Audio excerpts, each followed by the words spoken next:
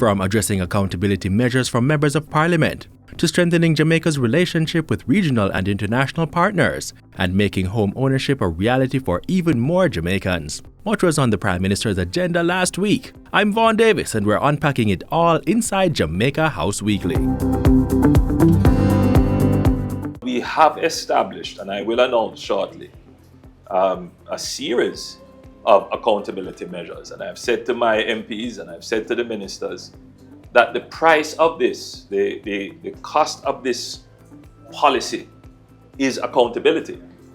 Every single MP, all ministers are now committed to ensuring that they earn the salary.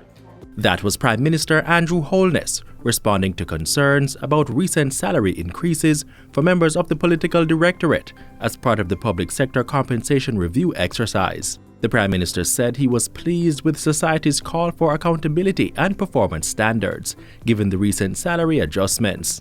He said the entire public service would have to adhere to a performance-based compensation system. Yes, we have focused on improving the compensation element. The second phase now is performance-based remuneration systems. The Prime Minister, who was speaking at a function on Friday, also addressed the issue during a floral tribute to mark the 100th anniversary of the birth of late former Prime Minister Hugh Lawson Shearer. There is a false sense being created that somehow only one class of people have gotten increases. We continue to lose the potential that this country produces every year because the wage level is low. This administration recognized that, and we have taken a decision to increase by over 100 billion Jamaican dollars the wage bill. And everybody is lifted. Prime Minister Holness also helped to shore up Jamaica's regional and international partnerships last week through a series of meetings at Jamaica House.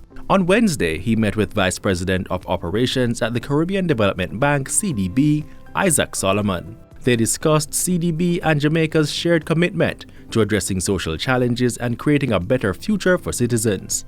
Both parties explored various strategies and approaches to tackle the complex issues facing society, particularly in the realm of social intervention. They also recognized the importance of targeted initiatives that address education, youth empowerment, crime reduction, and community development.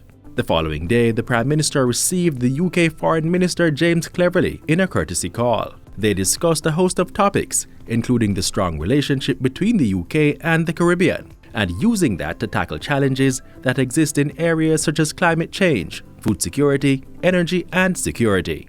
On Friday, Mr. Holness welcomed CARICOM Secretary General Dr. Carla Barnett, and both parties spoke about the situation in Haiti and other issues affecting the region.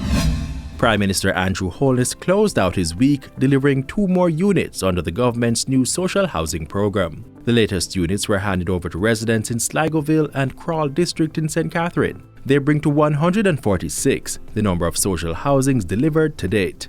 Mr. Holness promised that production was to be fast-tracked to meet the 6,000 housing units targeted under the intervention. It is quite clear that this government, your government, focuses heavily on ensuring that the needy amongst us, the most vulnerable among us, that there is equity in ensuring that they get attention. And this is where we close out Jamaica House Weekly. We'll be back next week with more stories coming out of the office of the Prime Minister.